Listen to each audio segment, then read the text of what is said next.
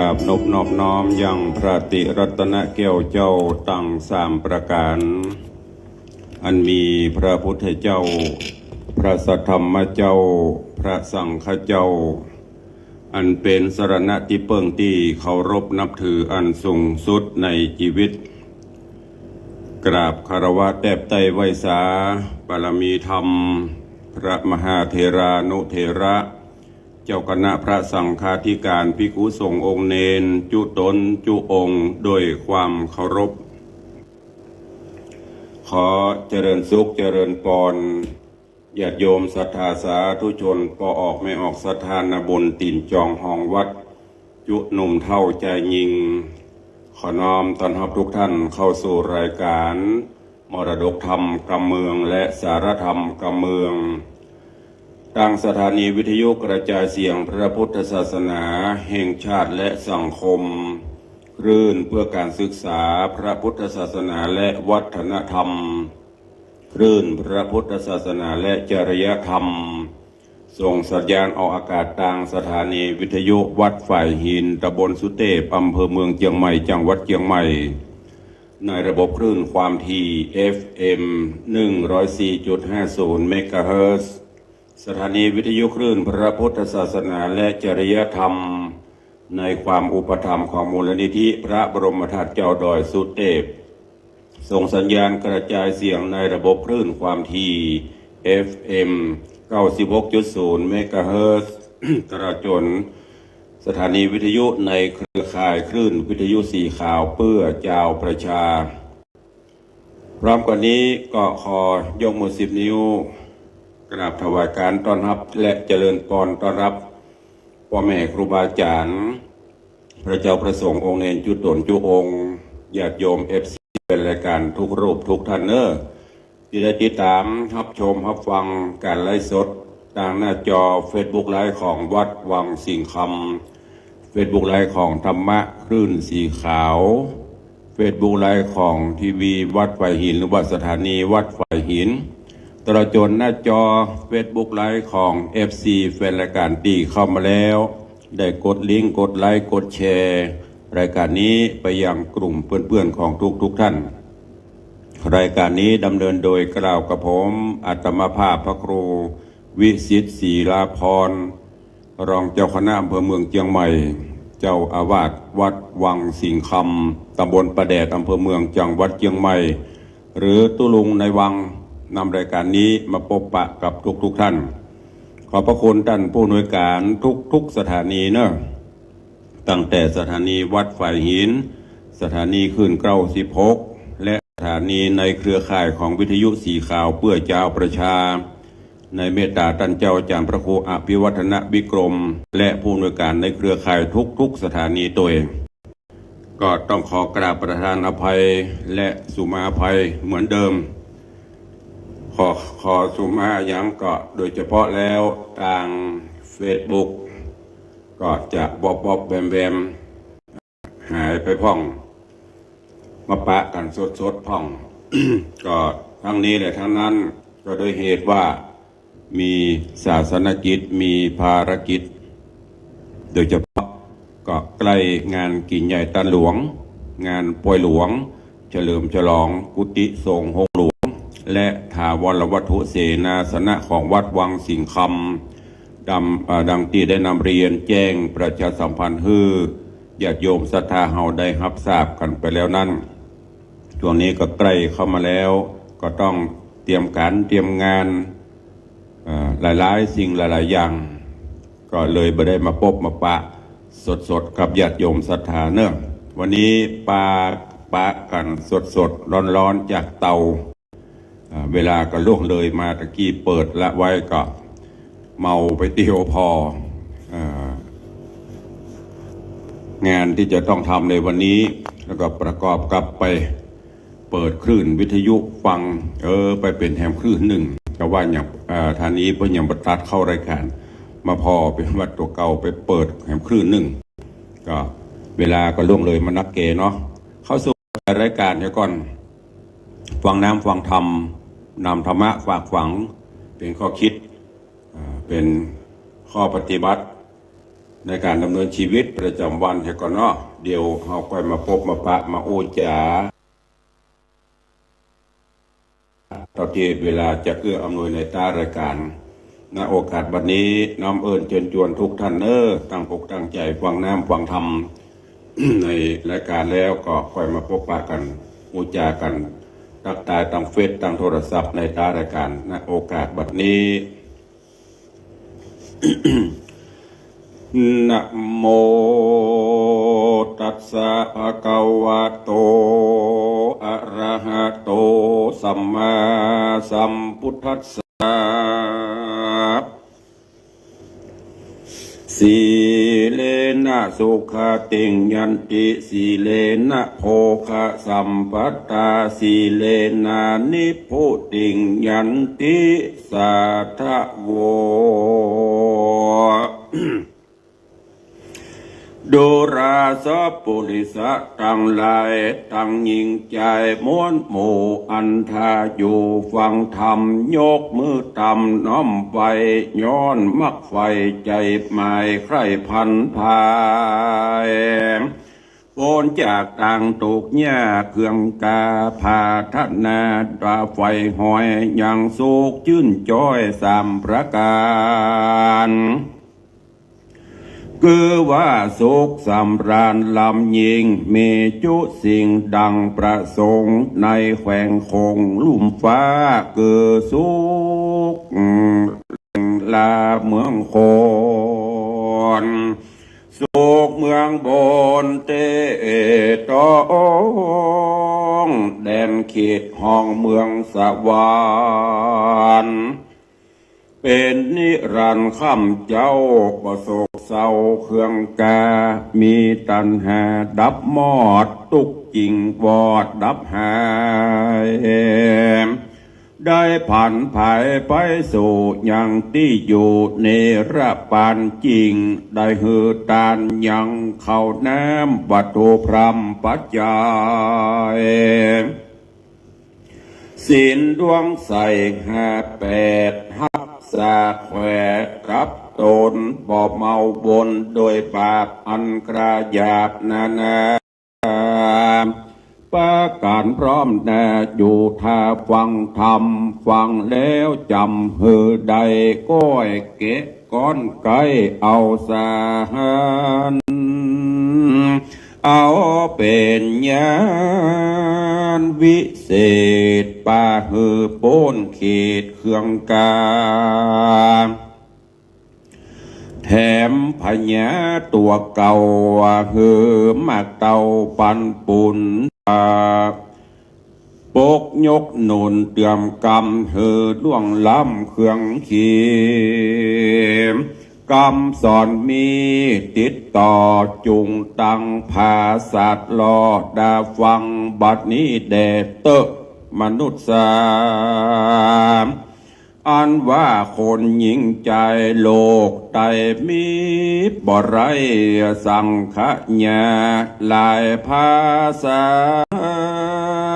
เจือเผาห้องนั้นเล่ามัวดำ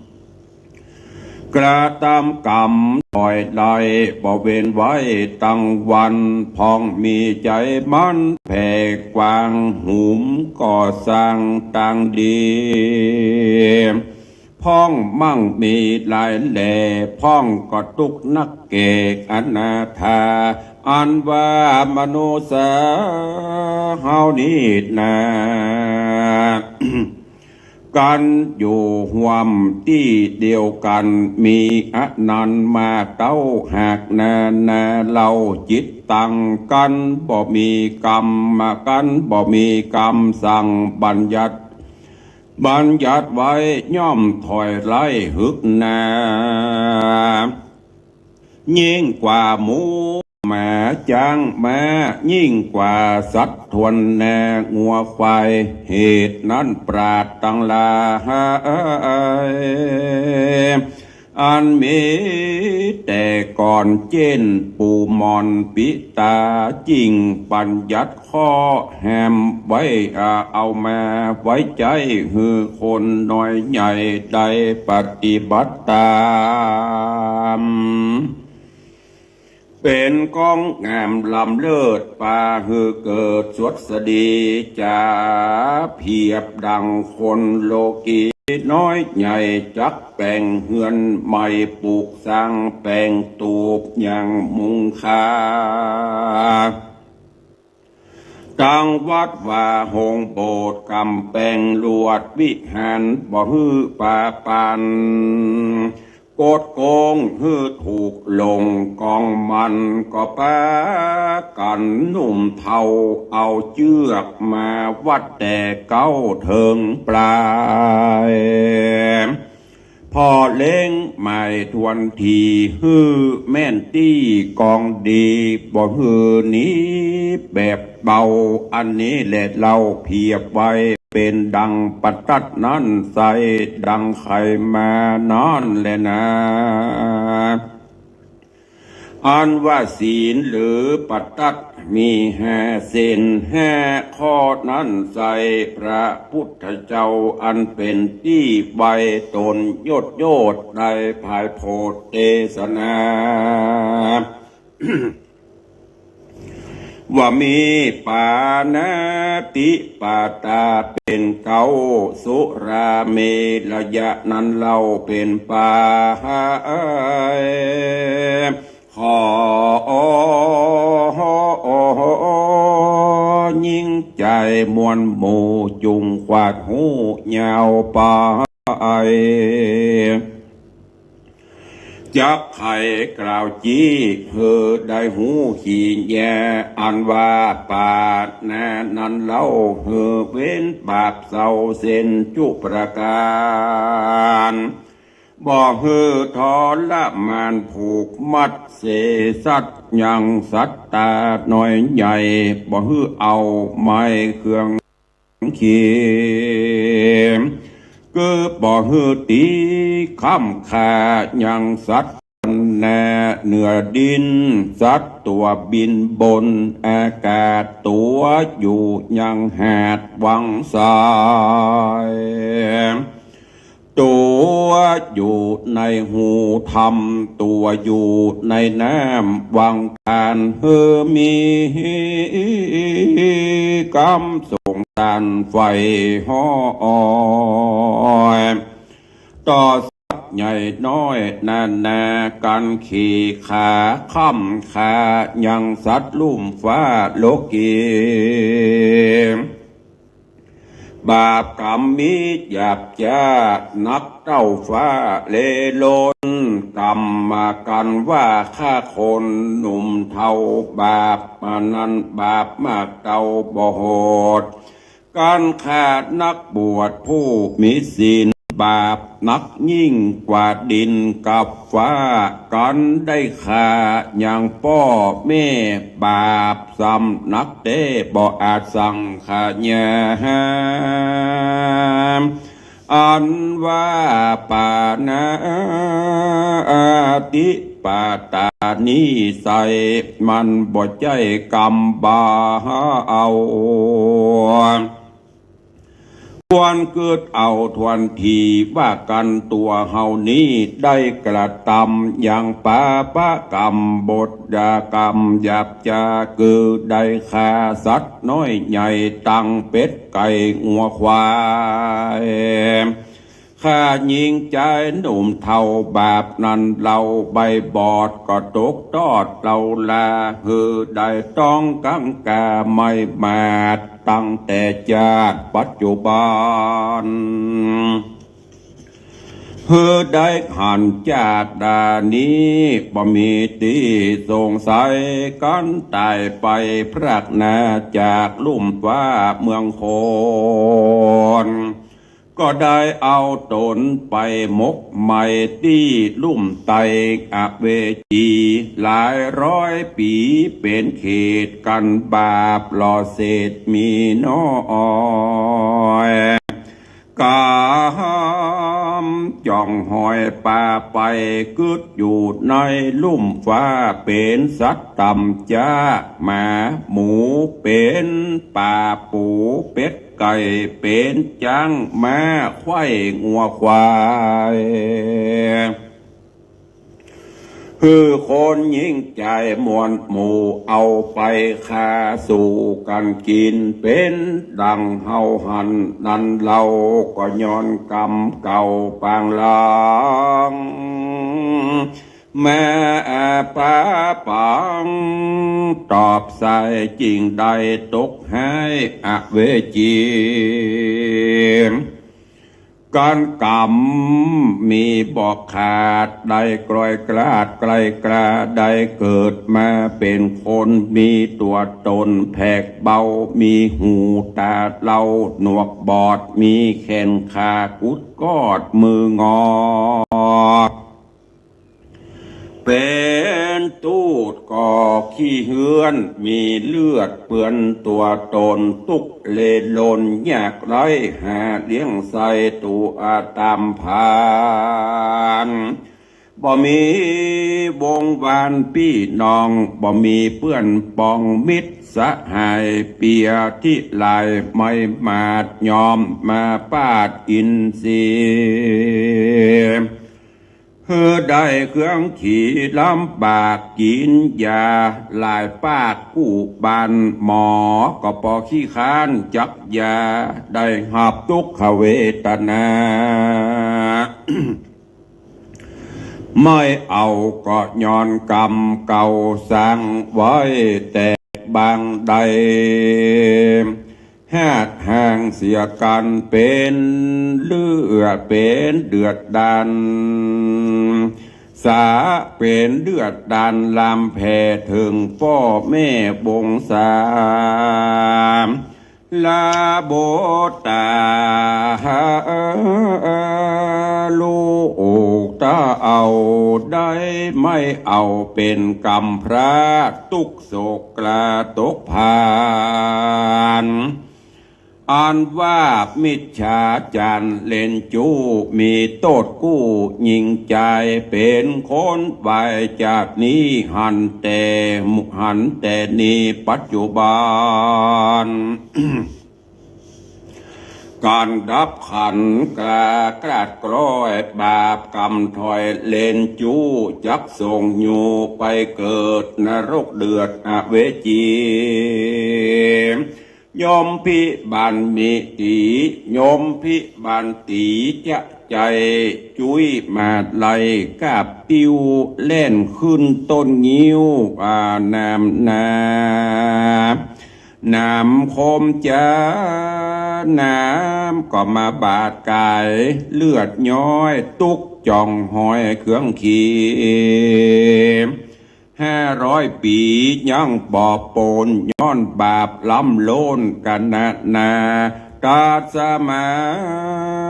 เหตุนั้นสายคนน้อยใหญ่ยิงใจจงได้คะนิ่งใหม่ละพรากหลีกเว้นจากมิจฉาจารบ่มีใจบ้านยื่นสู่ลักเล่นจู้ผัวเมียพายมีใจ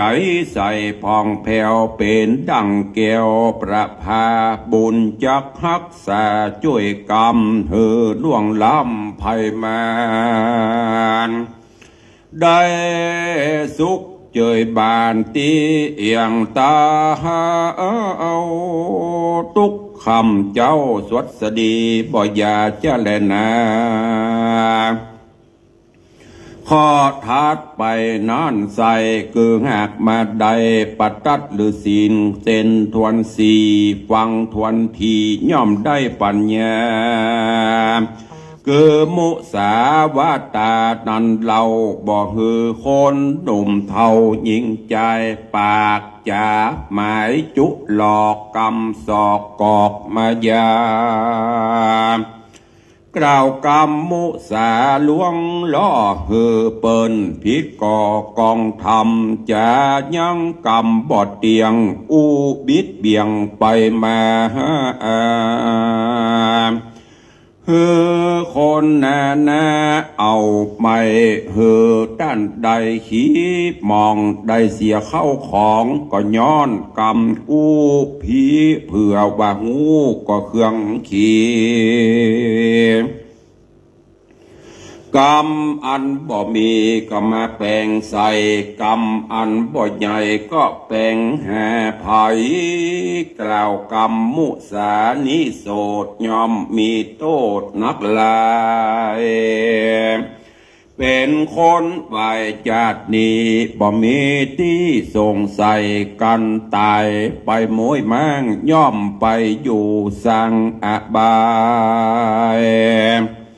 เป็นทุกข์หลายเดือนแลหมื่นนักเกแสนปีย่อมมาย้อนว่าปากบดีนันโสดอันนี้เป็นโทษมนุษย์สานันแลนะตาสามาเหตุนั้นเราคนหนุ่มเทายิงใจจูงจากหมายจื้อไว้อย่าหือใดหายหนีกันจักไขวัดดีกล่าวอู้โอ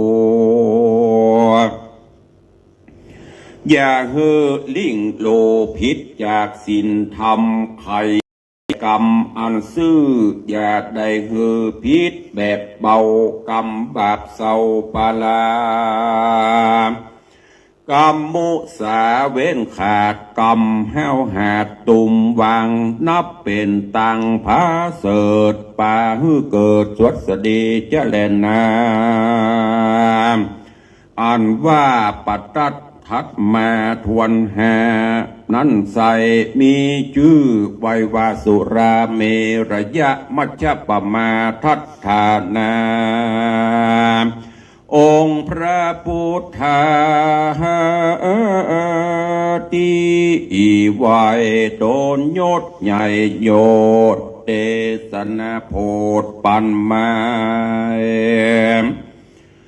สอนสัตว์แต่หลายโลกใจหือหูไข่กองดีหือมีสติหูรอดบ่หือกึดสอดขะนิ่งหามตั้งสุราน้ำเล่าอันเป็นเก้าป่าไว้คือหือเสียเงินได้แต่โสดบ่มีประโยชน์อันใด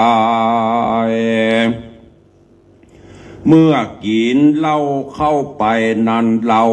เมาแล้วเล่าลืมตนจากงานโงนหยาบจ้ามักสวกกราโกธามักไข่จ้าอวดปูกว่าตนหักหูอันนั้นอันนี้มักกล่าวจี้แจ้งด่าเป็นกรรมหยาบจ้านาด่าตังสองขาป้อแม่ด่าตังเท่าแก่ยิงใจเป็นคนใบบาปสัตว์ไม่เอาว่าเสียของเสียเงินเสียทองบาดไตเจ็บป่วยไข้ย่อมมีมาโยวาสามานานก็มินสันปันตายย้อนว่าดื่มสุรายาหลายนั่นโส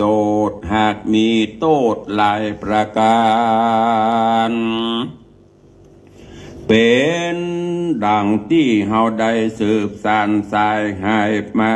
ได้นั่นแหละนะมูลศรัทธาต่างหลายอันว่าสุรานิโสดกินแล้วย่อมมีโทษหลายประการพร้อมกับตังยาลายอันตะลายเสพติดปิดมีโทษกัญชาเฮโรอีนปิดง้วนสันตั้งหลายดังกำโบลายโบราณแต่เก่าว่าบ่ดีดื่มเหล้าสุรายาตั้งหลายนั่นแหละนะปานดังคนยิงใจน้อยใหญ่หูเกิดไข้เว้นขาดบ่หือเหล้ายาหยาดลงคอห หูกึดปออิ่มกายหูเบื่อนายยุกยาเสพติดสุราตั้งหลายเทวดาเจ้าย่อมจื่นสู้โอสาธุชนอยู่ยินดีหือได้สุขีเตียงเต้าวันนะเล่าโสภาจุมโรกาผัจญาตบอบมาปาดในต้นเป็นมงคลพาเสดปาหือเกิดสวดสดีการตายนี้มวยมั่งจากโลกกว้างหน่อเมืองโคโอนยอมได้เอาโตนไปเกิดตีจันฟ้าเลิศคงสวรรค์เจริญนาตัดสมาเหตุนั้นเราคนหนุ่มเท่าจุโพยิงใจฟังกำสาทะยายกล่าวจี้ถึงศีลหานี้หรือปฏิปตัดหาเส้นนั้นนาคือปาการหลีกเว้นหนีไกยังตังจังไรถอยจะย่อมเป็นอันเป็นบาปกลากาลีอันว่าศีลดีนี้ใส่จะเพียบไว้ดังกองศีลตั้งกองศีลกองธรรมอันเจียงจีนนาอันเจียงจีนบ่อเศร้าอันพระพุทธเจ้าเราราได้เทศนาภายโพดนำสัตว์คำป้นโอคะวัตสงสารเทิงนิพพานเบียงแก้วเป็นตีแล้วมโนนาเป็นตีแล้วมโนนายอันว่าที่จันฟ้าใดกเษมสันดังบาลีแต่เก่าอันตั้งใบเล่านำมาว่าสีเลนะสุขติงยันติสีเลนะโภคสัมปตาสีเล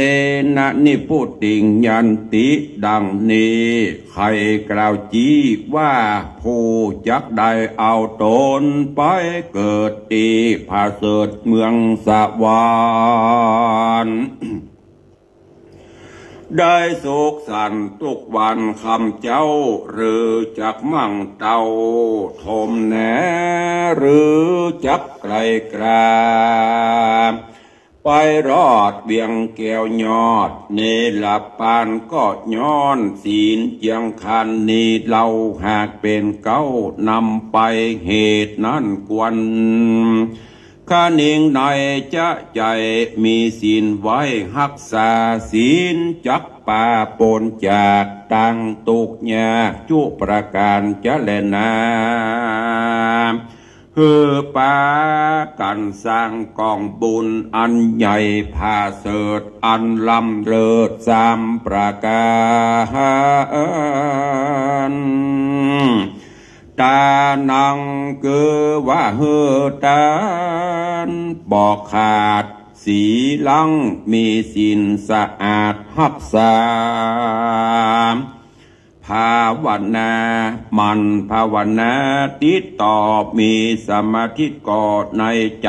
มีปัญญาใส่ลำเลิศจักบังเกิดมีมา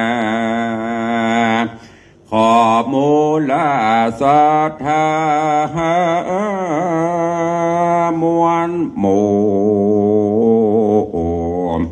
ที่ได้ปากาหันอยู่ฟังธรรมได้โปนต่างดำเอาไม่ความเจ็บป่วยไข้อย่าได้มาปานเคาะเมนภัยมันอุบาทอย่าได้มาปาดกาญาแม่นต้านต่างหลายผาธนาใครใดหรือมักไฟอันใดบนีไกลจากธรรม ขอสมกรรมกู้เจือดังไฟเอือใจหมายมีอายุหลายเตียงเต้า120 ขวบเข้าวาสาจะได้กล้ากราดกร้อยจุใหญ่หน่อยยิงใจก็มีโดยภากานัดดังกล่าวมานี้เลดนาเนติตังขีญาสังวันนัดนาวิเศษจาห้องเหตุธรรมเทศนาศีล5หรือปตัด5 เส้นก็บังโกมสมเร็จสาเดชวันนี้ได้นำเอาหลักธรรมคำสอนขององค์สมเด็จพระสัมมาสัมพุทธเจ้าปตัด5 เส้นหรือศีล5 ข้ออันเป็นข้อวัดปฏิบัติเบื้องต้นเป็นหลักแห่งการอยู่ร่วมกันด้วยความสันติสุขแห่งมวลมนุษยชาติดังที่พ่อแม่ครูบาอาจารย์และก็ตุลุงก็ได้นำมามาจามาเทศนามาบรรยายให้ญาติโยมทั้งหลายได้รับทราบกันมาตลอดศีลธรรมไม่กลับมาโลกาจะวินาศบ้านเมืองเฮาโลกเฮาสงบสุขร่มเย็นก็เพราะเฮามีศีลมีธรรมข้อวัดปฏิบัติตีนักปราชญ์ราชบัณฑิตอันมีพระภูมิพระภาคเจ้าหรือว่าองค์สมเด็จพระสัมมาสัมพุทธเจ้าได้ทรงบัญญัติศีลหรือว่าข้อห้ามไว้ถ้าเฮาปฏิบัติร่วมกันมีศีลมีธรรมเหมือนกันหมดก็ออกไม่ออกศรัทธาทั้งหลายโลกนี้จะสงบสุขร่มเย็นเป็นสุขบ่มีการฆ่าฟันบั่นแตงบ่มีการลักเล็กขโมยน้อยบ่มีการไปลักเล่นจู้สู่ผัวเมียเปิ้นบ่ได้เป็นข่าวเป็นข่าวบ่ได้ยุยงยุแยงตะแคงหัวจุฮือเปิ้นตกเบี้ยเสียของยุยงฮือเปิ้นผิดเปิ้นเถียงหัวการสร้างความแตกแยกตลอดจนเสพสุรายาเสพติดต่างๆ5 ข้อนี้ครอบคลุมได้ทั่วหมดแต่ที่มันเป็นปัญหาถึงวันนี้ก็เพราะเฮาบ่เอาศีลเอาธรรมมาประพฤติปฏิบัติบ้านเมืองก็เลยเดือดร้อนจ่อโกงกันไปลักเล็กขโมยน้อยกันไปทุจริตไม่ชอบผิดคลองศีลคลองธรรมมันก็เลยมีปัญหาเกิดขึ้นเพราะฉะนั้นฝากไว้กับญาติโยมสาธุชนท่านทั้งหลายเนอะนำไปคิดพิจารณาแล้วก็ให้ขัดเกลาประพฤติปฏิบัติไปวันละเล็กวันละน้อยก็ได้มันก็จะค่อยๆดีขึ้นแล้วเอาจนชินจนติดเป็นนิสัยจะมีความสุขความเจริญเนอะฝากไว้กับทุกท่านในวันนี้ตัวก็เวลาก็ล่วงเลยไปเข้าสู่ทางใต้รายการเนาะจะได้นำข่าวสารบุญกินบุญตานต่างๆมาปบมาปะเนอะก่อนอื่นก็ขอตักทายทางหน้าจอ Facebook Live ตอนนี้ก็มีท่านเจ้าทุกีพระมหาคมสันจากวัดพรหมวงศารามกรุงเทพถวายการต้อนรับตัวเองเจริญปอนต้อนรับเจ๊พันเกียงใหม่เจริญปอนโยมบัวแก้วบงปันแง้วเจริญปอนโยมทองคำที่บงคำเจริญปอนอะไรเนี่ยSGเนี่ยทุกปีสมศักดิ์ถ้าจะแม่นสมศักดิ์กับถวายการต้อนรับเนอะเจริญปอนโยมธนวัฒน์พูดงามเจริญปอนต้อนรับพี่อาจารย์ซอยุทธนาหางดงเจริญปอนต้อนรับโยมเมสุปราณีรูมาเจริญปอนต้อนรับโยมสุวรรณอินใหญ่ยายเอ้ยดอยซิว เจริญพรต้อนรับ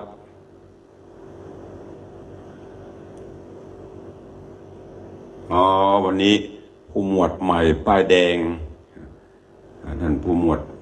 เรืองฤทธิเดชก็แสดงความยินดีด้วยเนอะผู้หมวดเนอะทว่าวันซืนเพิ่นแฮปปี้เบิร์ธเดย์ตัวแล้วก็ฉลองดาวลงมาบนบานหนึ่งแก่นละมันผู้มันฮือมันก็จะตัวมันเนอะขอแสดงความยินดีด้วยเจริญพรต้อนรับยมตูสุรัตน์เสาคำเนอะหายไวหายคืนเนอะอยู่ดีมีสุขละหายแล้วก็ค่าหายอยู่สุขสำราญร้อยซาวก็วันที่16-17เอาต้นใหญ่ต้นหลวงจากตำหนักมาด้วยเจริญพรโยมพี่หมอมัทนาอัมพันธ์เนอะเจริญพรโยมพี่ชิดชบาเจริญพรโยมสลินทิพย์บุญเลิศเจริญพรโยมประสิทธิ์ทิพย์ฟั่นเข้ามาติดตามทางหน้าจอถ้าตกหล่นไปก็สุมาภัยโดยแล้วก็ล่าสุดพี่อ้ายปฏิบัติยาสมุทรโชเฟอร์ผู้อารีก็ ข้าวสารงานบุญวันนี้เนอะเบื้องต้นก็งานทำบุญสถานีคลื่น96เฮาวันนั้นก็ต่างป่อครูวรบก็ปาลบมาครั้งหนึ่งว่าเดือนธันวาจะเป็นมีงานระดับประเทศเฮา งานถวายพระเพลิงพระบรมศพก็จะสะดวกอาจจะเลื่อนเคลื่อนย้ายย้ายลงมาประมาณเดือนตุลาจะได้แจ้งข่าวสารให้ท่านทั้งหลายนะครับทราบแห่งกรรมแล้วก็ในช่วงนี้ก็จะเป็นช่วงของงานทำบุญประเพณีส่งน้ำพระธาตุเนาะเดือน8เดือน9แล้วก็งานจะเข้าอินทขีฬก็จะอยู่ในช่วงนี้งานบุญใหญ่ของวัดวังสิงห์คำเนอะนำมามาจ้ามาบอกข่าวสารงานบุญนี้เพื่อกับพอออกไม่ออกศรัทธา FC ทุกท่านตั้งวิทยุก็ดีตั้งเฟซบุ๊กก็ดีกำหนดการงานทำบุญปล่อยหลวงเฉลิมฉลองกุฏิสงฆ์โฮงหลวงของวัดวังสิงห์คำในวันที่7นี้ก็จะเป็นวันตาลตุงปล่อยหลวงตามแบบเบ้าโบราณแล้วก็จะนำไปปักตามถนนหนทางบอกอย่างนี้ตามโบราณอาจารย์เปิ่นปฏิบัติอุทิศกัลปนาผลเพื่อบรรพบุรุษบรรพชนวันที่7จะตาลตุงวันที่13เวลาบ่าย3 โมงอังการราธนานิมนต์พระเจ้าพระสงฆ์ประมาณ100 กว่ารูปโปรดเมตตารับทักษิณาทานอุทิศกัลปนาผลคืออดีตท่านเจ้าอาวาสภิกษุสงฆ์องค์เนรคณะกรรมการญาติโยมศรัทธาผู้อุปถากวัดตลอดจนเทพบุตรเทวดาสิ่งศักดิ์สิทธิ์ทั้งหลาย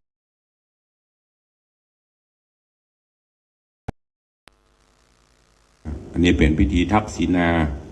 วันที่14วันพฤหัสบดีที่14เวลาประมาณ9 โมงครึ่งได้อังการรัตนานิมนต์พระมหาเถรานุเถระแถมก็เกือบจะ100โปรดเมตตาเจริญพระพุทธมนต์สมโภชกุฏิสงฆ์โฮงหลวงแล้วพิธีอาจารย์ผู้จันก็จะได้ยื่นโยงองค์การกล่าวกรรมถวายทานมอบถวายกุฏิสงฆ์โฮงหลวง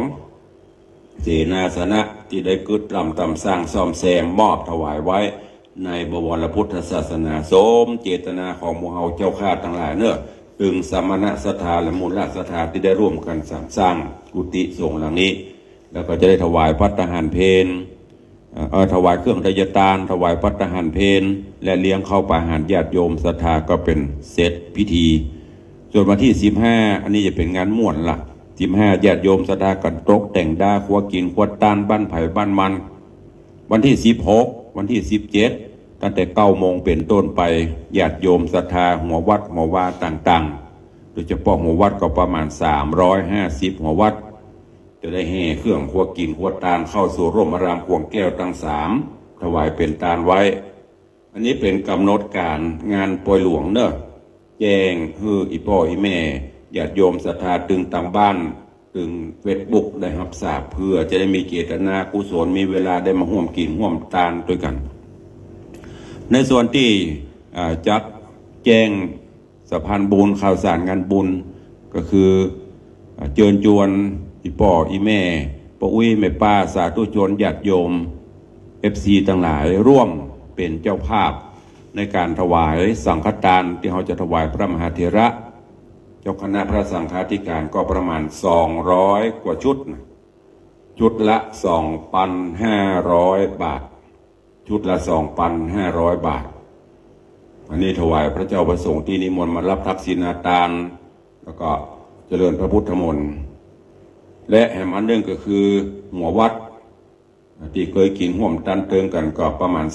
350หัววัดท่านผู้ใดจะรับเป็นเจ้าภาพถวายทานหัววัดก็วัดละ500 บาท500 บาทนี่ครับหัววัดสังฆทานหรือว่าเครื่องไตรทานทางวัดได้จัดทำกระเป๋าเอกสารถวายพระเจ้าประสงค์ท่านใดจะเป็นเจ้าภาพก็ใบละหรือเกณฑ์ละ250 บาทเกณฑ์ละหรือว่าใบละ250 บาทอาหารเพลที่จะถวายพระมหาเถระเจ้าคณะพระสังฆาธิการตระเตรียมไว้ประมาณ25 โต๊ะ25 โต๊ะท่านใดจะรับเป็นเจ้าภาพก็โต๊ะละ 2,000 บาทบะหมี่ถึงเราตุลุงก็ช่วยกันเป็นองค์ไปเป็นรูปไปรูปละ100 บาทได้หมดจุนไปหากันเนาะเพราะนั้นใครจะร่วมเป็นเจ้าภาพเนอะก็เจริญปอนแจ้งความจำนงได้ที่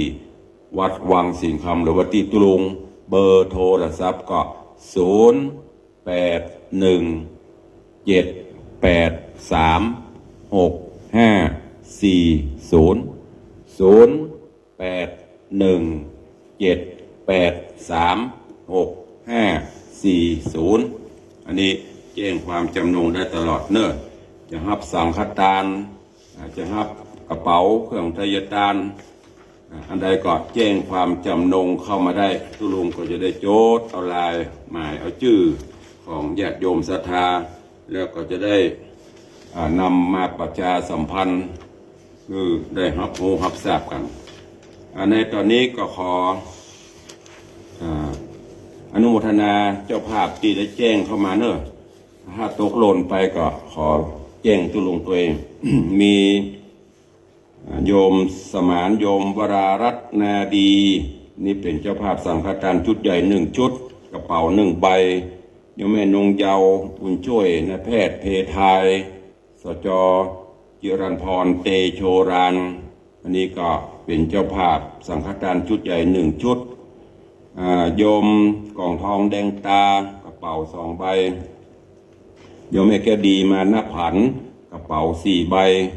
โยมบุญเปงโยมแก้ววงศาสิงห์กระเป๋า2 ใบผู้ช่วยวิราช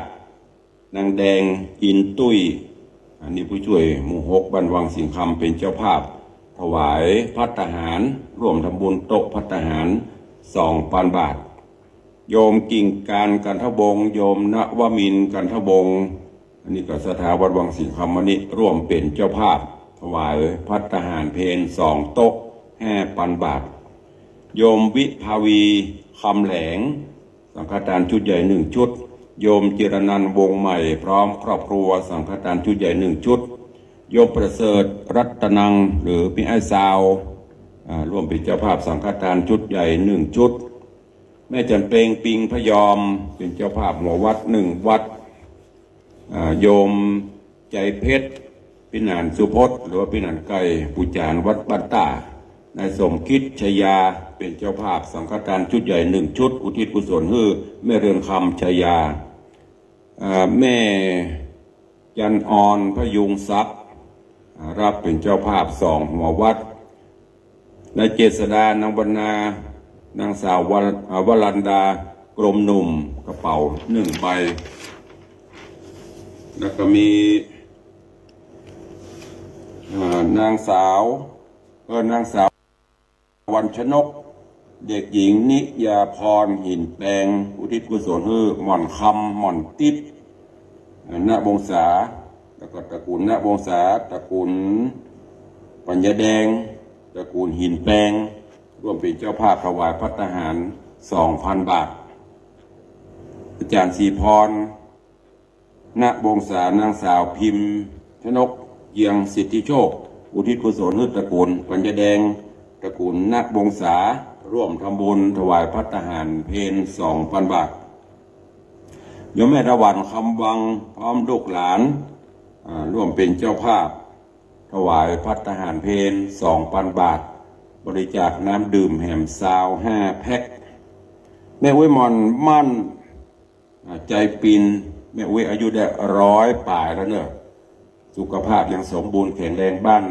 ป่างน้ำถุดอยสะเก็ดแม่อุ้ยมอนมั่นโอ้เมินแล้วเนี่ยได้ไปเยี่ยมไปเยือนไปสมัยไปเพื่อรับแปลงถนนไปโดยพระครูธีระตอนนั้นแม่อุ้ย90 ป่ายอยู่ตอนนี้100 ป่ายแล้วสาธุเนอะอยู่ถึง100 ซาวน้องอุ้ยมอนเนอะร่วมทำบุญปัจจัยมา2 วัดพ่อศรีแม่เพียรชัยพนัสบ้านกล่องขิงลง1 วัดแล้วก็มีนายวีรวุฒินางเกษราพรอินทหงส์นายทีทวัฒน์ขติยะนางสาวนัทธนันเด็กหญิงนางสาวเด็กหญิงนัทธนันอินทหงส์อุทิศกุศลวัดไปหน้าสังฆทานชุดใหญ่1 ชุดโยมสุภชัยโยมยอดเรือนแนวจำปาแม่คือเป็นเจ้าภาพ1 วัดแล้วก็มีร้านลาบลุงแก่นบ่อเย็นเท่านี้สังฆทานชุดใหญ่1 ชุดโยมวิลองลักษ์เชิดฟ้อนประเมือดดอยสะเก็ดสังฆทานชุดใหญ่1 ชุดแม่พ่องพันธ์สกัดโตเทพเสด็จดอยสะเก็ดกระเป๋า1 ใบร้านกาแฟ SK กาแฟเทพเสด็จเป็นเจ้าภาพหัววัด2 วัดและจะนำโรงทานกาแฟอร่อยจากเทพเสด็จมาตั้งโรงทานตัวเนอะโยมสมชายมีชัยนางสาวละนุมนดวงจันทร์คำอันนี้2 หัววัดแล้วก็มีโยมเสน่ห์โยมกองแก้วดวงจันทร์คำพร้อมลูกหลานอุทิศกุศลให้พ่อดวงจันทร์แม่ปิมปาแดงตาพ่อวิทันแม่คำมูลดวงจันทร์คำ2 หัววัดแม่สมแม่สายเพชรมหานิน1 วัดโยมปีนิ่มนวลรอดเรือนสังฆทานชุดใหญ่1 ชุดแม่วิมอนทาจันบานพร้อมลูกหลานประคอยใต้สังฆทานชุดใหญ่1 ชุดหัววัด1 วัดกระเป๋า1 ใบนางสาวรุ่งนภานางสาววาสนานางสาวเครือวันรัตนมงคลอันนี้เป็นเจ้าภาพสังฆทานหัววัดพร้อมตือไม่ยอดคำแก้วตัวรวมเป็น4 วัดด้วยกันเนอะโยมพ่อทองใจแม่จันดีปัญญาราชหมู่บ้านขวนเวียง4 หัววัดแล้วก็มีวันน้อยขมูลคำปวงพร้อมลูกหลาน1 วัดนายสมานนั่งลบกันทั้งวง4 วัดโยมพี่ไอ้ถาวรพี่ไอ้ดวงนภาปัตตราโยมชนละทิศหรือว่าจันติบจังซอนางสาวอารีรัตน์เด็กชายปุญญพัฒน์เกษมศรี2 หัววัดปอสุรัตน์แม่จินดาปัญญาแดง1 วัดนอกจากนั้นก็มีโยมชาตรีโยมวรภาภูลสุภานี่กระเป๋า1 ใบก็รัฐแม่สะอิ่งมายศักดิ์กระเป๋า1 ใบโยมสายันโยมบาลีโยมสุรัตน์อินทกูลกระเป๋า1 ใบโยมมงคลโยมอัญชลีคำกิติกระเป๋า1 ใบแม่สีพรเสียมอุ่นแม่สีพรเสียมอุ่นนี่หัววัด1 วัดแม่อุ้ยมอนจันยาสมุทรนี่ก็เกือบ100แล้วเด็กอายุแม่อุ้ยมอนนะบ้านน้อยสันกระแปงเพิ่นบอกอันอีน้อยไปหอมตุลุงก็เด้อก็เอาหัววัด1 วัดวัดเท่าพงไม่เท่าบังเอิญบุญชัยพร้อมลูกหลาน2 วัดโยมสมศักดิ์โยมนิตยาวงเหมรัตน์1 วัดแม่เพ็ญศรีสิงหเนตร1 วัดแม่อำไพกองราชแม่คืออันนี้เจ้าภาพกฐินหนก่อนกรรมทวนการกฐินวันนี้แม่ก็ฮับเป็นเจ้าภาพสังฆทานชุดใหญ่1 ชุดโยมสุพัฒน์โยมยอดเรือนแนวจำปา1 วัดแม่จันเพญใจคำนางสาวพิมพ์ดาราใจสุรชัยนายพยงศักดิ์ใจคำ1 วัดโยมนัทพจน์จักรนรินทร์1 วัดแม่ศรีนวลดันจวนพร้อมลูกหลาน1 วัดอาจารย์จุฑรัตน์สมบัติพร้อมลูกศิษย์สังฆทานชุดใหญ่1 ชุดหัววัด1 วัดแม่แสงเตชะตาดอยซิว1 วัดพินานจรัญปิยจันทร์ดอยซิวสังฆทานชุดใหญ่1 ชุดแม่สุวรสใจโต1 วัด แม่ครูเด่นทองจันทีพร้อมลูกหลานสังฆทานชุดใหญ่1 ชุดว่าอาจารย์ถนอมแม่ตุนแก้วทากระแปพร้อมลูกหลานสังฆทานชุดใหญ่1 ชุดครอบครัวของนายอินทรครูประนอมอุ่นเรือนสังฆทานชุดใหญ่1 ชุดพ่ออนันต์แม่สุรางมาสา1 วัดพ่อสีโบแม่พวงนวลคำปานพร้อมลูกหลานสังฆทานชุดใหญ่3 ชุดแม่บุญปั่นมีงานพร้อมลูกหลาน3 วัดโยมวิมลโยมพี่หมอพัฒนาอัมพันธ์1 วัดแม่ประณีพยาไคหพงศ์1 วัดพ่อสมานแม่จันยาวิชัยพร้อมครอบครัว1 วัดโยมสมพรรัตนางโยมพี่จิจบา2 วัดดร.อินสมเตปินหรือวินาถอินสม7 สีสังฆทานชุดใหญ่1 ชุดหัววัด1 วัดพ่อเลี้ยงธนวัฒน์แม่เลี้ยงทัดพิชาสุสิงห์คำสังฆทานชุดใหญ่12 ชุดสังฆทานหัววัด21 วัดกระเป๋าแหม4 แก่นนี้เป็นรายงานล่าสุดเนอะของภายตกหล่นแจ้งลุงตัวแล้วก็ที่ข่าวล่าก็คือพัฒหารเพนน้ำดื่มที่ต้องการเนอะจะฮับจะช่วยอันใดก็แจ้งความจำนงเข้ามาได้ก็ทางบ้านทางจองคงไม่ได้พบปะกันแล้วเนาะเพราะว่าเวลาล่วงเลยมาแล้วถ้าใครใครจ่าใครฮับอันใดใครช่วยตุลุงก็อันโทรศัพท์เข้ามาใต้รายการขอบคุณเนอะท่านปัญญาจารย์วิจิตรธีรธรรมนั่นหัวหน้า1ท่องเที่ยวในโลกกว้างท้องทะเลบิ๊กมาดาจาเอาของฝากให้ตุลุงตัวเองนี่ต้องขอบคุณอย่างยิ่งเปิ้นเป็นเจ้าภาพมโหรีปีปาดบรรเลงงานในวันที่17ครับวัดวัดตั้งประลำตั้งเวทีบรรเลงกันฮัดเต็มปีคืนกับแหมพาคัดตอนเนาะก็แต่บ่ายๆเวลาบรรเลงไปได้รับเมตตาจากท่านปัญญาจารย์วิจิตรธีรธรรมหัวหน้างาน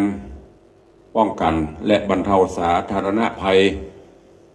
เทศบาลตำบลประเดชเป็นเจ้าภาพในราคา 25,000 บาทดอกม่วนบ่ม่วนก็พอเตอการดนตรีเฮฮับของวัดบรร25,000นะอีเกเนอะอีปล่อยไม่ได้ชอบอีเกกลับมาเมื่อคืนวันที่16เมื่อวันที่17เนอะมีอีเกลิเกอันนี้ก็30,000กามหรสพ2อย่างนี้หวดปะละเกือบเกิงแสนนะก็ช่วยกันเด้อใครจะมอบอันใดจะหอมอันใดอินดูตุลุงเนอะปะเปียปะผอมแล้วนะตอนนี้ช่วงนี้เมื่อยไม่ได้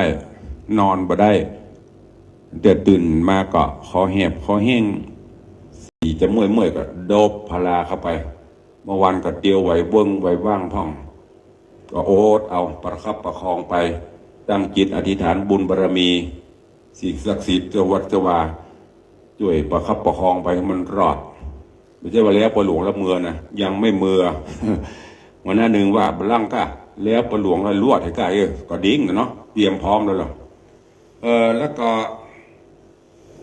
แต่ว่าพูดถึงกันความพร้อมแต่ว่ามีแม่ก็โยมแม่เกียงคำคุณพระศรีลาเนอะโอ้อินดูเปิ้นมีแม่ใครมามีใครมาส่งก็นึกว่าเปิ้นมาหอมไปหลวงมีแม่จะมาหอมลงล่องตุลุง200ขอบคุณอนุโมทนาบุญด้วยสะเดาะเคราะห์เลาะน้ำเนอะ